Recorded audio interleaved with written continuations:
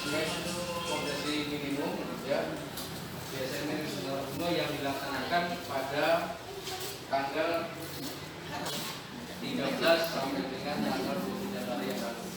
Untuk langkah selanjutnya yaitu pembahasan, dan pada hari ini kami mengundang Bapak Ibu untuk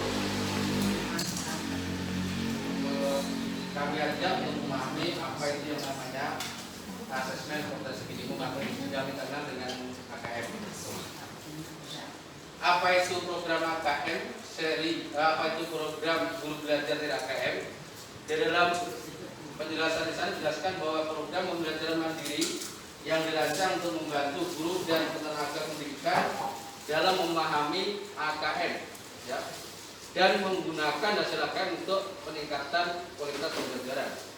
Ini bagi kita sebagai guru atau tenaga pendidikan, tujuan diadakan arti dari program guru belajar AKM adalah seperti yang disebutkan tadi.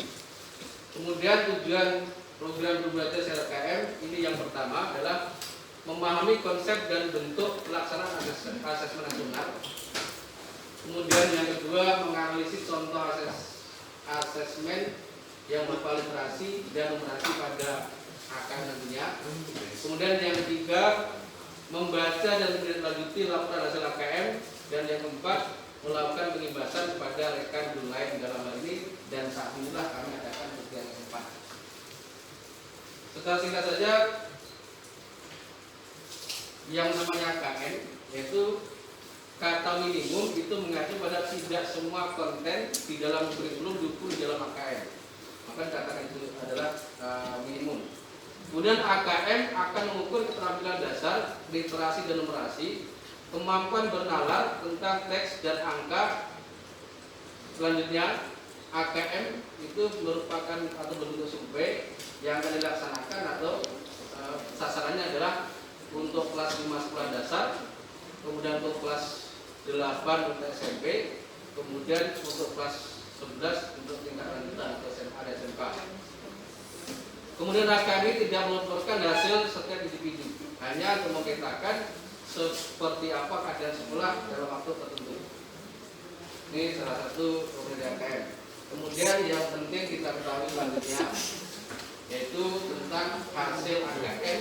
Nanti pertama itu akan berupa kelompoknya yaitu apakah perlu intervensi khusus yang mungkin sudah disampaikan beberapa kali kelas sekolah. Kemudian yang kedua adalah dasar, yang ketiga cakap, dan yang keempat adalah mahir. Itu tingkatan hasil dari AKM yang pertamanya. Apakah kita perlu intervensi? Apakah kita sudah sampai dasar atau sudah sampai cakap dan bahkan mahir? Maka itu akan bisa diketahui apabila kita sudah melakukan AKM dan sudah melihat hasilnya. Kalau kita berada pada tahapan ini, maka ada beberapa langkah yang perlu dilakukan.